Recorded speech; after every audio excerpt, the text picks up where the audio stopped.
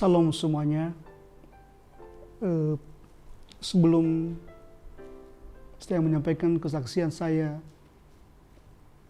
perkenalkan nama saya Elisa Rilase, asal saya dari Nias, dan saya bersaksi di tengah-tengah kita, yaitu semenjak saya dari Nias ke Jakarta, yaitu tujuan itu untuk merubah nasib, ikut sama abang, dan di situ saya ikut keluarga. Sesampai di Jakarta tidak segampang membalik telapak tangan, tapi soalnya cari pekerjaan di Jakarta susah. Tahun 93 abang saya pindah ke Bekasi. Nah, di situ ada lowongan di sebuah hotel. Nah, katanya diinformasikan di Bekasi ada lowongan kerja di hotel, tapi kerjanya kerja apa aja harus diterima. Oke, siap, sangat senang sekali. Udah kami lamar, kami diterima di situ, dan di pekerjaan saya itu penghasilan lumayan. Tidak dibilang bergelimpahan, tidak. Lumayan lah. Selama saya bekerja di hotel, kehidupan biasa-biasa aja. Dan setiap kami pulang kerja, apa yang kami dapatkan, kami dapat duit banyak. Ngumpul-ngumpul dengan teman, gabung-gabung malam, pergi ke bioskop, pergi ke kafe-kafe, nonton, minum-minum, dan itulah kehidupan selama kerja di hotel. Dan bahkan tadi seperti yang dibilang Pak Maidin, pernah saya lakuin, cuman kalau ketahuan di situ pasti dikeluari dari hotel. Cuman berjalan lancar, dengan tidak ada yang ketahuan, kami lolos semua di situ. Tahun 2016 ada pengurangan karyawan di tempat kami kerja, yaitu karyawan-karyawan yang lama dikeluarin dengan yaitu hotel tidak ada pemasukan lagi atau sepi. Nah, kami 10 orang kena, termasuk saya. Setelah saya keluar dari hotel, harapan udah gimana, putus asa. Aduh, anak-anak ada 3, anak saya 3, laki-laki 1, perempuan 2. Bagaimana menghidupi anak-anak yang 3 ini sedangkan tidak ada kerjaan, istri nggak kerja. Yang kerja hanya saya sendiri. Nah, selama 2 tahun itu saya narik, suka duka di situ banyak sekali. Dan setelah beberapa kali saya antar anak sekolah, kebetulan ada di sini Pak Zebua, kebetulan satu gereja kami dulu, dia bilang sama saya, "Bang, saya bilang ada ini lowongan di situ." Tapi dia bilang, "Di sini nggak ada apa-apanya, hanya kita PK aja, pelayan kasih." Saya bilang, "Apa ada kerjaannya? Saya mau kerja." Soalnya saya pikirkan kehidupan anak ini, bagaimana mereka sekolah, sedangkan yang kakaknya sudah lulus, bagaimana dia melamar kerjaan, belum diterima, sudah pusing 7 keliling. Nah, sesudah itu, puji Tuhan, saya bawa lamaran ke sini, saya ngelamar. Saya sudah dites sama Palase di kantor di belakang itu pas. Setelah dites, saya dibilangin kamu tidak lolos. Aduh, hatiku udah sangat sedih. Aduh, bagaimana ini, udah tua, udah umur 50 ke atas. Saya sampai di depan pintu, saya lagi dipanggil lagi sama Pak Eko. Pak Eli, ayo dipanggil lagi saya. Kamu bisa bergabung di sini, dicoba dulu 3 bulan. Oke Pak, saya senang sekali. Dan itu semuanya puji Tuhan, bukan karena kekuatan manusia, suatu kekuatan Tuhan. Dan banyak hal-hal yang dalam kehidupan saya tidak sesuai dengan kehendak Tuhan. Seperti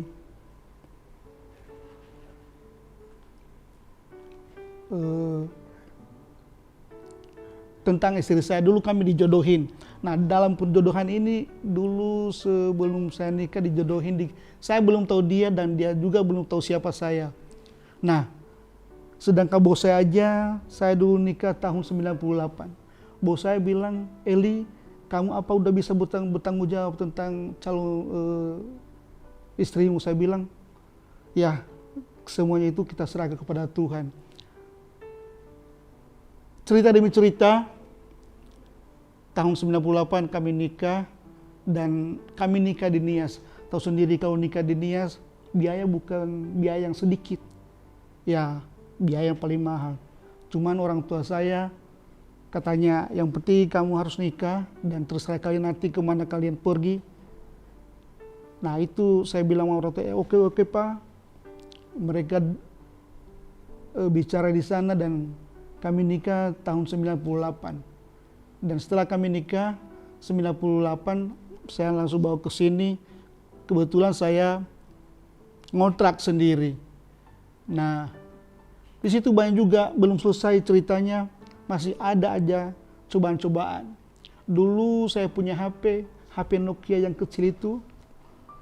Nah, kebetulan saya dulu punya pacar di Bogor itu, rupanya dia tahu nomor telepon saya. HP saya tinggal di rumah, saya kerja, dia ngebel, kebetulan yang ngangkat istri saya. Sampai di rumah udah marah-marah, nggak tahu ujung pangkalnya. Saya bilang, kenapa? Udah marah, yang penting udah marah. Pengen berantem aja, tapi kami tidak berantem. Cuman dia bilang, ini siapa ini namanya ini? Oh, yang mana? Oh, itu teman saya. Oh, jangan bohong bang.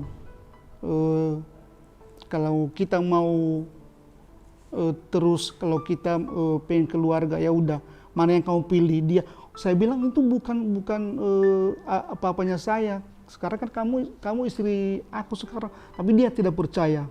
Sampai ya timbul masalah sangat hebat kami berdua. Cuman dulu ada anak saya kecil-kecil. Cuma kami kalau berantem tidak ketahuan sama anak-anak. Nah di situ istri saya sampai beberapa bulan dia tidak, ya biasa tidur bersama, nggak ngobrol, nggak apa, yang penting udah dendam dia gara-gara itu. Baru saya tanya sama dia, itu dulu memang pacar saya, cuma sekarang nggak ada hubungan kami lagi. Tapi kenapa dia hubung abang di teleponnya? Enggak, mungkin dia curhat kali. Udah, yang penting nomor teleponnya hapus. Dan saya tidak mau ada lagi dia nanya-nanya ke sini. Waktu mereka mereka ngomong sama anak itu, istri saya marah sekali. Dia maki-maki segala macam lah, keluar ragunan lah sama cewek itu. Yang nama juga istri ya. Wah, ini jangan-jangan nanti suami saya bisa lagi ke sana kan. Tapi kalau saya dalam hati nggak mungkin lah, nggak mungkin. Tapi bisa aja sih kalau iblis, kalau bisa aja. Di Bogor paling berapa 2 jam nyampe misalnya. Tapi saya dalam hati saya udah nggak usah lah. Akhirnya HP itu hilang, HP-nya semua kartu-kartunya, nomornya hilang. Nah cerita belum selesai di situ. Baru kemarin ketemu lagi pacar lama di kampung di dalam HP. Nah masalah lagi itu. Padahal cuman gambarnya dikirim ke WA aku, istri saya dibuka WA, ada gambar cewek di dalam. Ini siapa ini? Oh, teman saya sekolah dulu atau sekolah di Gunung Stoli. Udah, tim masalah itu lagi. Ya, sampai dia bilang, ya kalau abang tinggal di Bekasi, kami mau pulang ke Nias sama anak-anak. Nah di situ saya pergumulan, bagaimana Tuhan kok bisa begini? Padahal hanya WA melalui anak itu, masalah kecil aja bisa besar dalam keluarga. Tapi saya juga tidak langsung marah, bagaimana enggak. Cuma saya bawa doa, dalam doa, Tuhan Yesus, bagaimana biar keluarga saya jangan sampai berantakan begini. Padahal hanya masalah sepele tadi ya. Nah dalam keluarga juga ya harus, kalau misalnya kita sudah nikah ya nggak boleh lagi misalnya emang harapan istri itu hanya satu-satunya. Nggak mau macam-macam, berarti kalau dia udah punya suami satu, ya itu aja, nggak usah macam-macam. Nah sehingga dia ngomong sama saya, Bang, kita udah punya anak 3, kalau abang misalnya mau nambah lagi, ya udah pilih salah satu, kami mau balik ke Nias, apa abang di sini, bagaimana?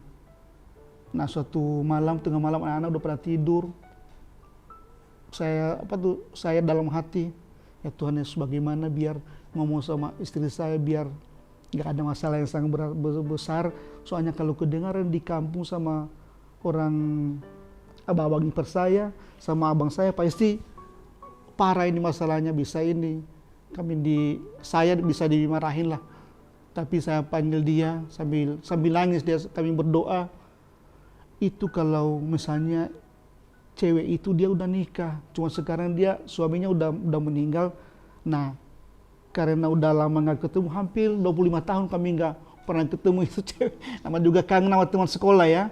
Padahal dalam hati sebenarnya nggak ada hati untuk baikan lagi. Nggak ada untuk jadi sama dia lagi, nggak mungkin lah. Kita udah punya anak, udah gede-gede anak saya. Nah kami berdoa di situ. Oke abang janji ya, kalau misalnya ada lagi nongol WA-nya lagi, ya udah kita kasih tahu sama keluarga sama abang di kampung. Saya janji sama dia enggak lagi. Nah semua WA itu saya blokir semua ya udah dalam hati, ya Tuhan. Hanya masalah kecil bisa jadi masalah besar. Padahal tadi keluarga kita udah baik-baik ya. Ya udah sampai di situ kami bersalaman sama istri saya. Anak saya nggak tahu, mereka udah tidur. Istri saya bilang sama dia, saya janji saya tidak mau menerima WA dari siapa-siapa lagi.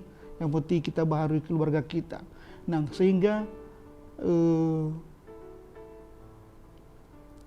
ada juga berkat di mana walaupun PK, walaupun kecil upahnya, tapi bisa kami nikmati, bisa anak-anak sekolah. Nah dulu anak saya pertama pengen kuliah, tapi puji Tuhan dia udah pengen bisa kuliah. Dan anak saya yang nomor 3, kelas 3 SMK udah mau lulus. Nah itu semuanya kemurahan Tuhan bagi kehidupan kami. Nah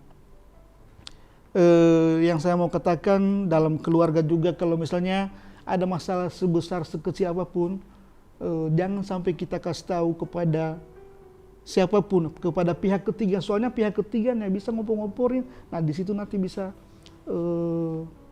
keluarga bisa berantakan. Yang penting kita selesaikan berdua dulu, kita selesaikan sampai akhirnya.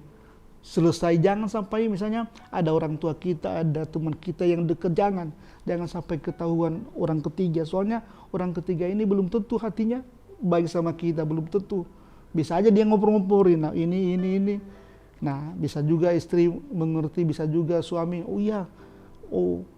makanya orang-orang di seberang kita itu mereka cepat selesai, baru 2 minggu sudah bernikahan, minggu ketiga udah. Nah karena ada orang ketiga di dalam keluarga. Yang penting dalam keluarga tidak boleh ada orang pihak ketiga, kecuali kalau nggak bisa diselesaikan, barulah cari orang yang bisa kita percayakan bagaimana masalah kita terselesaikan.